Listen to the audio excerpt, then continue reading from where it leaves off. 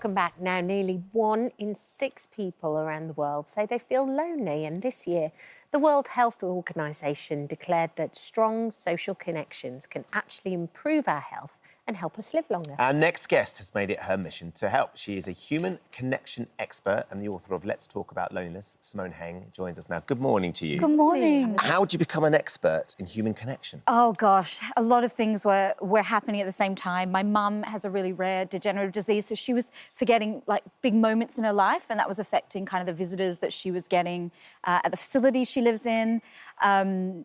At the same time, I used to be a broadcaster, like the two of you, and I was on radio, and a girl voice noted in, Gen Z, and I was giving away tickets to a superhero movie. I said, tell me what your big superpower that you want is. And she voice noted in with like a lot of shame, and she said, I know it's not a fancy superpower, but I feel everyone's really cold these days, and I would love to be able to connect with people one-on-one. And then I started researching. So that was 2018, and then of course by pandemic time it became this widespread topic, but it wasn't at that point.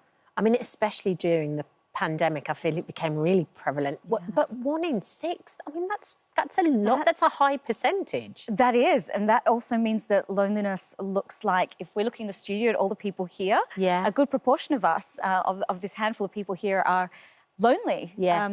And there's... Despite outside appearances as well. I think that's a really interesting thing. So I also think that that is kind of my role of making this my life mission. Is I've gone through some really deep, and which we'll talk about in a moment, moments of loneliness, but I don't necessarily look like what you would think alone. People think it's like a Gen Z on their phone who's socially awkward, or someone like in my mum's position who is, you know, in a bit older, in a wheelchair, you know, having some dementia issues. So we can now confidently say it looks like all of us. I mean, that is the thing, isn't it? You would never guess in a million years that you'd ever felt that. You're confident, you're together, you're bright, you're spark. So what did you go through, and in what way are you using that to inspire other people?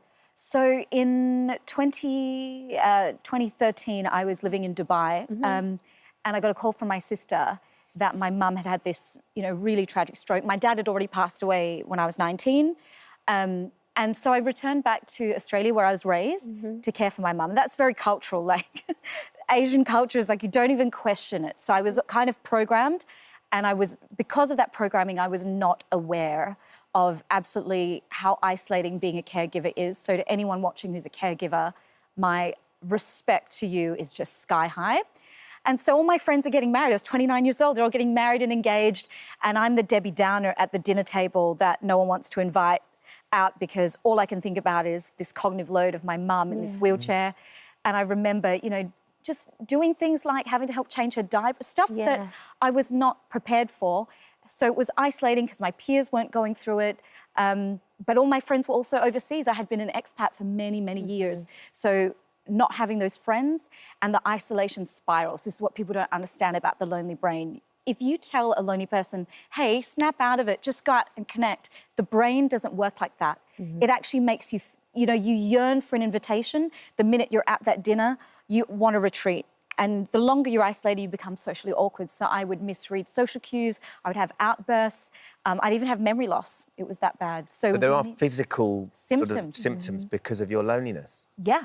So how did you turn that around, Simone? And there will be people watching today undoubtedly who'll be thinking, this really strikes a chord with me. They may well be caregivers and understand that you've been through it as well. How can we help them too? How did you help yourself first? The first thing I did was I had to work out, why am I experiencing this memory loss and why am I socially awkward? I've always been really extroverted and witty. What's happening? So I went to the GP. GP referred me to a psych, and the psych said, well, you're not depressed. We took the depression survey. That's not what's wrong with you.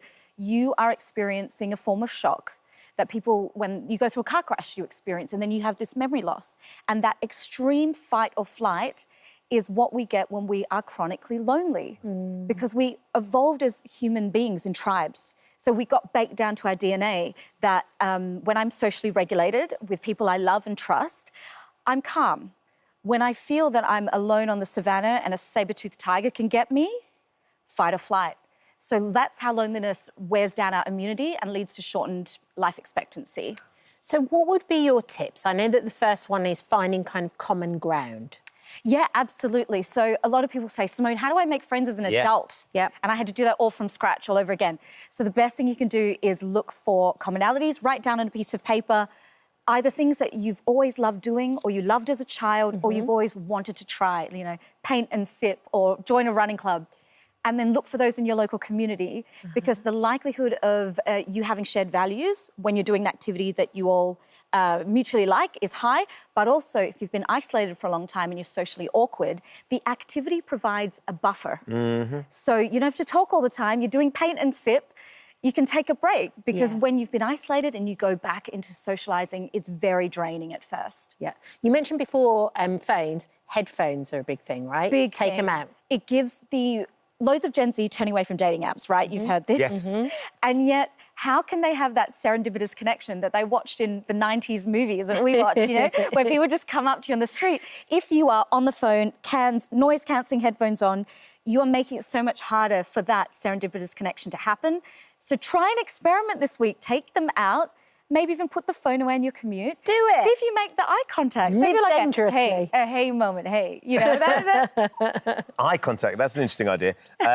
You look at existing relationships as well, I think, is one of your tips. Yeah, so the definition of loneliness is it is the gap between the kind and amount of connection you want and the kind and amount of connection that you're currently getting. So therefore, it's a question of quality, not quantity. A lot of people can look around at their friendships right now and do some of those people make you feel less connected when you're with them? Maybe because it's a toxic connection, it's a frenemy. And is that a lot of your friends? Friendship audit is really important to do when you're calm. Don't do this if you've been feeling lonely for a while because the lonely brain has a propensity to cut people off. So you need to do this when you're in a good state. And then think about cultivating some more positively polarized connections. The authentic connection that staves off loneliness are the people we can be deep with. Shallow stuff doesn't cut it. Yeah. So I can be vulnerable. I can tell you, I can be my worst self and you still love me. Those are the relationships that stave off loneliness. There's simple little changes, but they really make a difference, right?